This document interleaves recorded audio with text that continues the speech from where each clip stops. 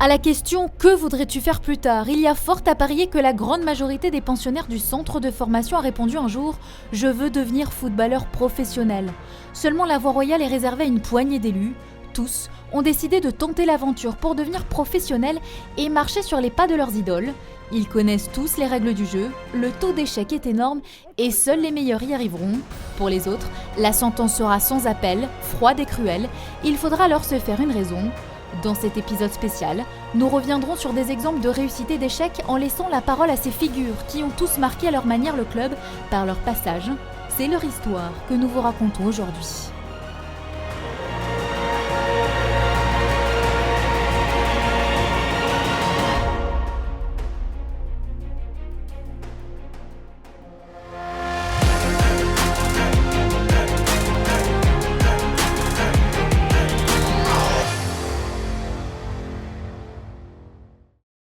Nous sommes dans le petit village de Deni Biram Dao. C'est ici que le FC Metz a lancé il y a maintenant 18 ans son académie. Chaque année, le club forme et recrute de jeunes joueurs africains pour leur donner l'opportunité de concrétiser leurs rêves européens. Au départ, ça a été une collaboration pour faire venir des jeunes joueurs de moins de 15 ans qui pouvaient venir dans notre centre de formation messin. C'était une autre façon de recruter. Et puis, c'est devenu impossible parce que la réglementation européenne n'a plus permis de faire venir des jeunes Africains avant l'âge de 18 ans et titulaires d'un permis de travail ou d'un contrat de travail tout au moins ou d'un contrat d'apprenti. Donc pour ce faire, il fallait les garder en Afrique et les former jusqu'à l'âge de 18 ans. Donc c'est ce que nous avons fait en construisant ce centre.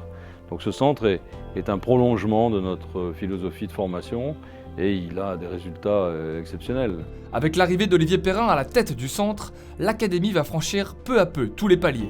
Vainqueur de la Coupe du Sénégal en 2015, il s'imposera en première division en remportant le championnat lors de la saison 2016-2017, participant ainsi à la première Ligue des champions africaine de son histoire.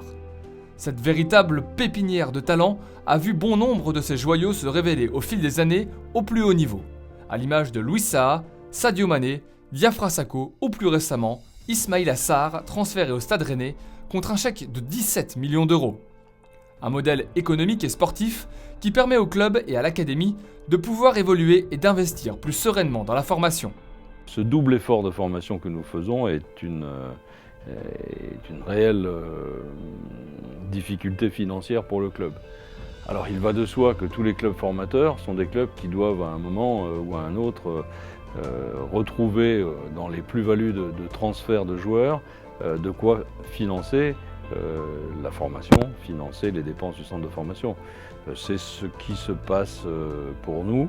On a aujourd'hui de grosses satisfactions sur les plus-values de transfert des joueurs qui viennent du Sénégal. Donc voilà, c'est une machine complexe, coûteuse, qui nécessite beaucoup de savoir-faire. C'est un savoir-faire qui existe au FC Metz. Car les frais de fonctionnement annuels de l'antenne satellite africaine du FC Metz représentent environ 1 million d'euros.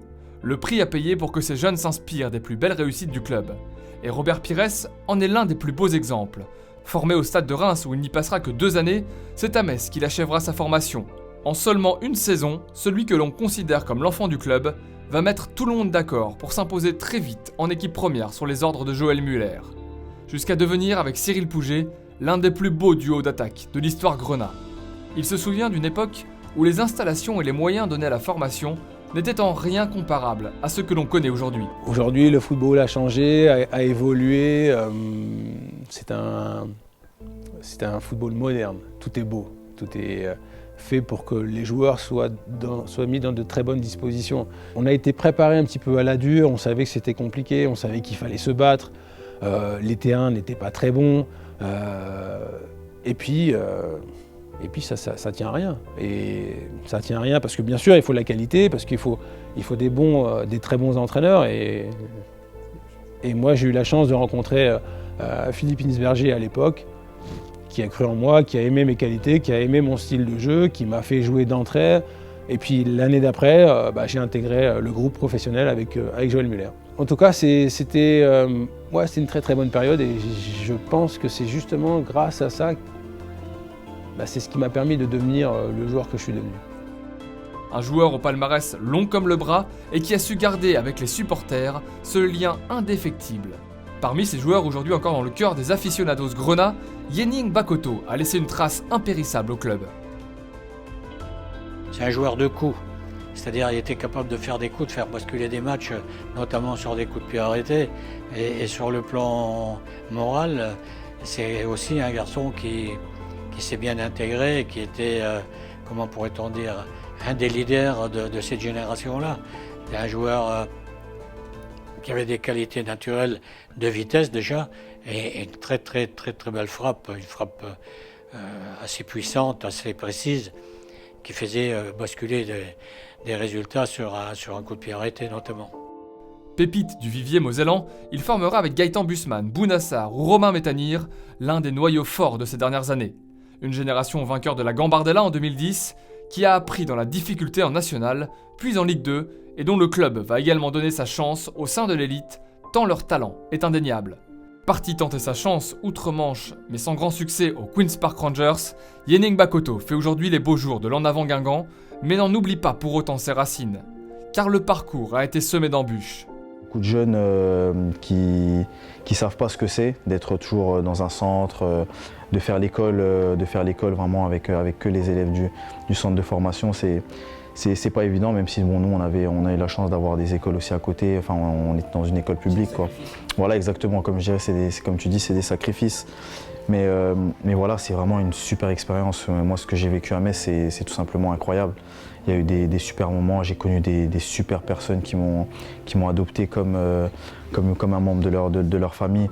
Et aujourd'hui, c'est grâce à eux aussi que j'ai ce parcours-là. J'ai vraiment gardé beaucoup d'affinités avec beaucoup de monde au FC Metz et je pense que FC Metz, ça restera gravé en moi jusqu'à la fin, quoi.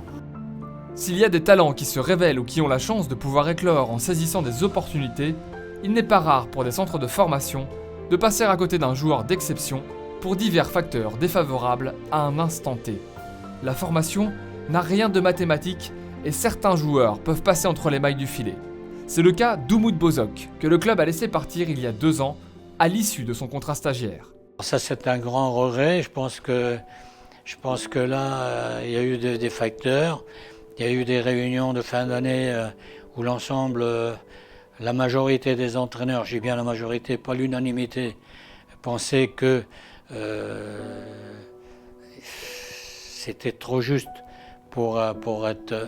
Dans la vision de la Ligue 1, c'était trop juste. Alors on l'a laissé partir.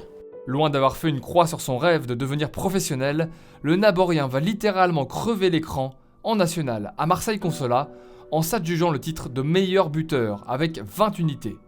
Rebelote cette année mais à l'échelon supérieur. C'est chez les Crocodiles nîmois qu'il terminera cette fois l'exercice avec 26 buts en Ligue 2. Une ascension fulgurante.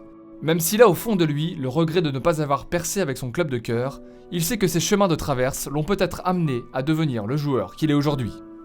De ne pas avoir pu fouler la pelouse de Saint-Symphorien avec l'équipe professionnelle, c'est sûr que ça a été un énorme regret, mais voilà, avec un peu de recul, je me dis que c'est toujours grâce au FC Metz que j'en suis là aujourd'hui. Voilà, c'est eux qui m'ont formé, c'est eux qui m'ont appris à marquer des buts, parce que voilà, j'ai jamais été un buteur, c'est grâce à eux que j'ai eu cet instinct-là. Et avec un peu de recul encore, si j'avais été professionnel au FC Metz, peut-être que j'aurais pas eu la même ascension qu'aujourd'hui. Donc voilà, il faut prendre le positif. Moi, je garde des souvenirs, voilà, plein de beaux souvenirs dans ce club, plein de victoires, plein de récompenses. Et si j'en suis là aujourd'hui, c'est aussi grâce au FC Metz. Mais tous n'ont pas cette chance. La majorité des jeunes qui intègrent le circuit qui mène au professionnalisme se retrouvera sur le bas-côté du monde pro à l'issue du cursus de formation.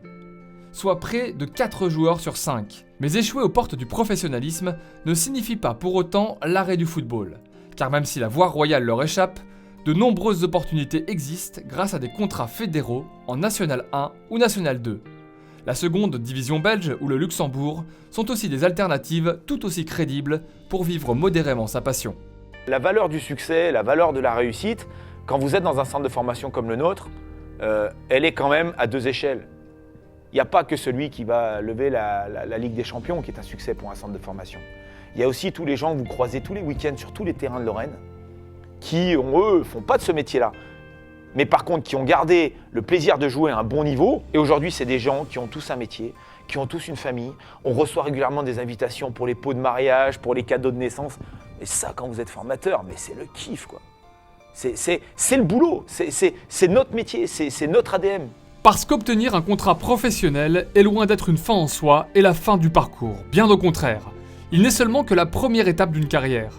Thibaut Bourgeois et Vivien Redel ont ce destin en commun. Celui d'avoir un jour paraphé le contrat tant espéré, mais d'avoir été fauché dans leur élan par de terribles blessures. Thibaut Bourgeois était l'un des plus grands espoirs du club de la génération Miralem Pjanic. On avait Pjanic, Bourgeois et Gested. Alors quand vous aviez les trois là dans l'équipe, c'est pas étonnant qu'on soit allé très loin dans les compétitions nationales, parce qu'il y avait trois joueurs de grande qualité. Et Thibaut Bourgeois était pour nous en tout cas l'un des joueurs sur lequel on misait beaucoup, parce qu'on était à peu près persuadés, moi le premier, que c'était un garçon qui allait forcément un jour éclore. Seulement, l'éclosion n'aura jamais vraiment lieu. Tout au long de sa carrière, c'est son corps qui va le trahir. Gêné par de trop nombreux pépins physiques et par 3 blessures au genou, il reviendra à chaque fois, tel le phénix qui renaît de ses cendres. Mais pas suffisamment pour que le club décide encore de miser sur lui en juillet 2014, à l'issue de son contrat. Du CA Bastia à Arlon en Belgique, c'est aujourd'hui à Bacharach en D2 luxembourgeoise qu'il a retrouvé le plaisir de jouer, même s'il n'est plus professionnel. C'est compliqué à chaque fois de revenir, surtout qu'à chaque fois on est à l'arrêt pendant 6 mois. Quand on a des grosses blessures comme ça, je pense qu'il faut 1 an à chaque fois pour revenir. Donc quand on enchaîne à chaque fois les galères comme ça, je pense que ça m'a stoppé dans ma carrière. Mais bon, maintenant j'ai plus de douleur, j'ai repris du plaisir à rejouer au foot au Luxembourg, donc maintenant je prends du plaisir, c'est principal. Lorsque nous l'avons rencontré en décembre 2017, il entamait une reconversion pour devenir pontier. Le Luxembourg peut certes offrir des revenus de complément dans un championnat qui compte de nombreuses structures de qualité et qui tend d'année en année à se professionnaliser. Mais il reste tout de même loin de l'Eldorado que l'on peut imaginer. On va pas là-bas pour l'argent, je vais plus là-bas pour le plaisir. Maintenant, comme j'ai dit, j'ai mon métier à côté, donc je laisse ça derrière moi. Maintenant, je profite du foot autrement. C'est plus une passion, maintenant avant c'était mon métier. Maintenant je prends ça comme une passion, donc maintenant je vais à l'entraînement, je m'amuse, je prends plein de plaisir. L'histoire de Vivien Redel est tout aussi tragique. Sa carrière a également été brisée par une blessure. Celle-ci prend fin un soir de septembre 2012 lorsqu'il se fait les croisés avec son club de Vannes. Suite à son opération, une infection nosocomiale va rendre son retour sur le terrain impossible et mettre un terme prématuré à sa jeune carrière. Ça a été un moment très douloureux, très difficile pour moi, où là c'est tous les rêves d'enfants qui sont remis en question. Et donc par la suite, c'est effectivement soit on s'écroule et on arrête de vivre et on demande toujours pourquoi moi, ou soit j'ai pris l'autre option, où on se remet tout de suite des objectifs.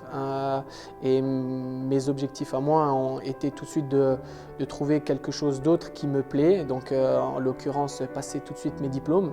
Des diplômes qu'il aurait certainement voulu passer avec un peu plus de rides. Et c'est le FC Metz qui va à nouveau lui tendre les bras et préparer au mieux sa reconversion. Depuis 2 ans, c'est le poste de directeur et de responsable d'académie qu'il occupe au Racing Union Luxembourg. Une arrivée qui a permis à la structure de repartir sur des bases saines et solides, au point d'ambitionner d'être la référence des jeunes joueurs au Grand-Duché. On a mis un projet en place avec une ligne directrice des U5 jusqu'au U19, avec une vraie politique, avec des vraies choses concrètes pour qu'on puisse à un moment donné alimenter notre équipe première de jeunes talentueux, mais également dans une deuxième phase permettre à des joueurs surdoués de rejoindre le cursus professionnel dans des clubs pro à l'étranger.